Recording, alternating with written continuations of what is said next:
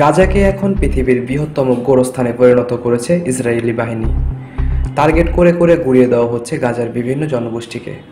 এমনকি সাধারণ মানুষের জন্য নিরাপদ ঘোষণা করা জায়গাগুলোকেও ছাড় দিচ্ছে না তারা। সাংবাদিক, চিকিৎসক থেকে শুরু করে জাতিসংঘের সহায়তা কর্মীদের ধরে ধরে মারছে ইসরায়েলি বাহিনী। ইসরায়েলের এমন কর্মকাণ্ডের পরেও তাদের পাশে সরাসরি এসে দাঁড়িয়েছে আমেরিকা। তাদের থেকে পাওয়া ভয়াবহ বোমাগুলো দিয়ে গাজার বিভিন্ন স্থানে হামলা করেছে ইসরায়েলি বাহিনী। ডোনাল্ড ট্রাম্প সরাসরি ইসরায়েলের পক্ষে দাঁড়ালেও নিজ দেশ থেকে উঠেছে পতনের ডাক। গাজায় বিভিন্নভাবে অগ্রাসন শুরু করায় সরকারের বিরুদ্ধে রাস্তায় নেমেছে হাজার হাজার ইসরায়েলি। তারা নেতানিয়াহুর পদত্যাগ দাবি করেছে এবং তার নীতির নিন্দা জানিয়েছে। গাজার জনগণের বিরুদ্ধে গণহত্যামূলক যুদ্ধ পুনরায় শুরু করার নিন্দাও জানিয়েছে তারা। ইসরায়েলি বিক্ষোভকারীরা হামাসের সাথে গাজা যুদ্ধ বিরতি চুক্তি লঙ্ঘন বন্ধ করার জন্য সরকারকে আহ্বান জানিয়েছে। Sujan Mahmud, news TV Bangla.